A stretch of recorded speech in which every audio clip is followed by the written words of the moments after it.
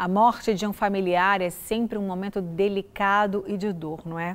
Imagine ter que enfrentar essa situação de perda e ainda ter que lidar com burocracias e trâmites legais de óbito, inventário, herança. Não é nada fácil, não é? Infelizmente, quase sempre a gente tem que lidar com esses trâmites e na maioria dos casos ninguém sabe o que fazer, o que torna tudo ainda mais estressante. Não sabe às vezes nem por onde começar. No programa de hoje, a gente vai falar sobre esse assunto com a advogada especialista em direito sucessório, Juliana Gontijo. Eu recebo também o advogado Diego Santos, que teve que enfrentar muita burocracia após a morte repentina do pai. Além de lidar com a dor da perda, ainda lidar com esses trâmites que fazem parte, que são necessários. Lembrando que nessa quarta-feira a gente está ao vivo e você pode participar com a gente pelo telefone que está aí na sua tela, 984029756. A gente quer ouvir você e você pode aproveitar então esse nosso canal de comunicação. Doutora Juliana, doutor Diego, muito obrigada por terem vindo. Prazer receber vocês. Prazer nosso. Bom, realmente essa é uma realidade, como eu disse. Todos nós vamos enfrentar a morte, mas a gente nunca quer nem conversar sobre esse assunto, não é?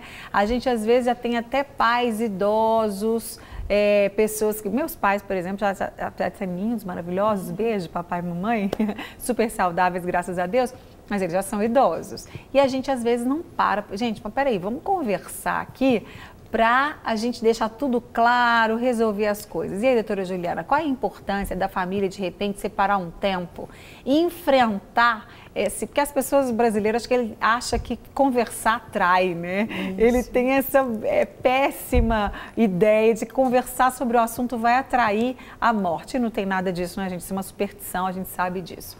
E qual a importância, então, da família se assentar e conversar sobre esses assuntos para que se evite problemas maiores? É fundamental a gente quebrar esse tabu de falar sobre morte, né?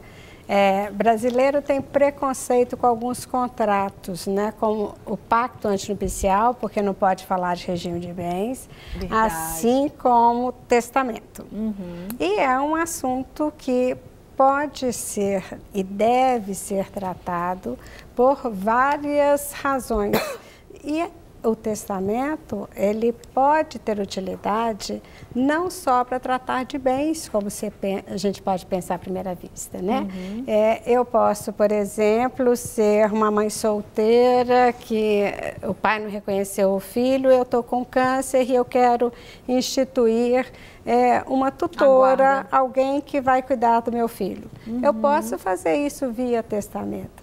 Então, a gente tem que entender que a gente não pensa às vezes. Exatamente, que o testamento pode ter um monte de utilidade. Uhum. Né? Eu sou divorciada, tenho filhos menores, tenho medo de morrer e o pai do meu filho, que eu não me dou bem com ele, ser o administrador dos bens do meu filho. Uhum. Ele é um perdulário. Então, eu posso nomear um curador para ser administrador dos bens desse filho. Então, olha quanta coisa que a gente pode fazer no testamento. Porque a gente está falando especificamente aqui de morte, mas existem essas preparações, ou seja, você citou aí alguns casos, o caso, por exemplo, da mulher que está com câncer. Uhum. Ela pode até viver muito tempo, sim, mas em determinados cânceres ela já tem até um tempo de vida, né? E, ou seja, essa preparação vai evitar quantos problemas depois. Imagina nesses casos que você citou, se não há um testamento, que infelizmente, sim, você deve vivenciar, sim, isso sempre, a maioria não há, não é, doutora Juliana? E hoje... aí, só terminando aqui minha fala, vai ter muito problema depois, né? Quem vai ficar com a guarda do menino? Aí a avó materna quer, aí o pai não reconheceu, mas de repente tem uma avó paterna que também quer, e aí fica aquela situação complicada. A criança que já passou pela perda da mãe vai passar pelo conflito entre os familiares, então é só mais dor e sofrimento para a família. A gente está dando um exemplo aqui só, né, gente? Mas são muitos casos. Muitos casos. E nesses tempos em que a gente tem a possibilidade de várias famílias, né? Você já teve uma primeira família, ficou viúvo, está com a segunda família, ficou viúvo de novo, foi para a terceira, e agora como vai administrar o bem entre aquelas famílias que nem sempre se dão tão bem? É verdade. Então, testamento volta a ser uma boa pedida.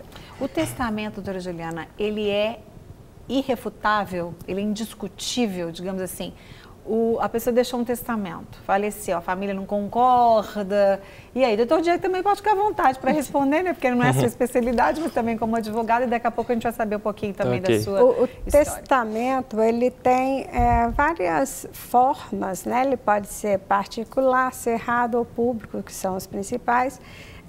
O particular, ele exige 3 testemunhas e ele vai ter que aparecer depois que a pessoa morrer. O cerrado, ele tem que ser lacrado e se o selo for violado, esse testamento perde a validade. Por isso a gente recomenda mais o testamento na forma pública, que exige apenas 2 testemunhas, mas ele tem que ser lavrado em cartório, dá mais segurança e tranquilidade.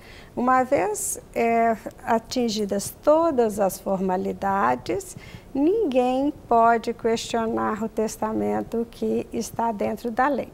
No testamento, por exemplo, eu posso dispor de 50% dos meus bens. Então, eu posso deixar 50% para quem eu quiser. Agora, o testamento... E os outros 50%?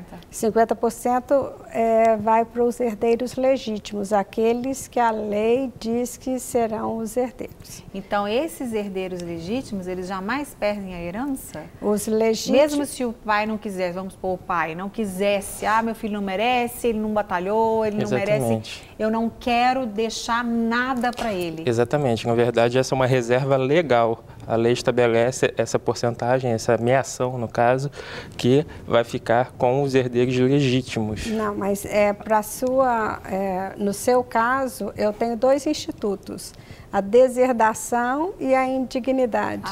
Entendi. São casos então, especiais. São casos especiais, em que realmente... Sem esses casos, seria então essa reserva. Um exemplo é aquele caso da von Richthofen. Exatamente. Isso. No caso dela foi o quê? Ela foi excluída, ela foi indignidade, não é deserdação. Deserdação é por testamento, indignidade tem que ser um processo judicial. Com a condenação pelo homicídio dos pais, ela perdeu. Tornou-se. Agora, é importante a gente ver a distinção entre testamento e inventário. O testamento é aquele ato em que você dispõe sobre a sua última vontade, né? Agora, o inventário é o processo em que você vai ver quem serão os herdeiros, meiros, né? Cônjuge, companheiro, e que você vai ver quais são os bens e fazer partilha. O inventário hoje, ele foi bastante simplificado. Olha que bom. Existe a possibilidade do inventário ser extrajudicial. Então, você vai direto no cartório de notas e faz o inventário. Pode falar. Esse inventário, ele só é possível diretamente em cartório quando todos os herdeiros estão de acordo com a partilha e quando não tem testamento e quando você também não tem herdeiros menores ou incapazes. Então, não estando dentro dessas 3 hipóteses, pode ser feito o inventário extrajudicial. Né? E mesmo o judicial hoje, quando estão todos de acordo, a gente consegue resolver um inventário em 3, 6 meses, fácil aqui em Belo Horizonte. Olha, eu acho isso uma boa notícia, porque o inventário tem tanta má fama, né? É verdade. Para receber todas as novidades do canal, inscreva-se e se curtir o vídeo, clique em gostei. Aproveite para acompanhar a Rede Super nas redes sociais.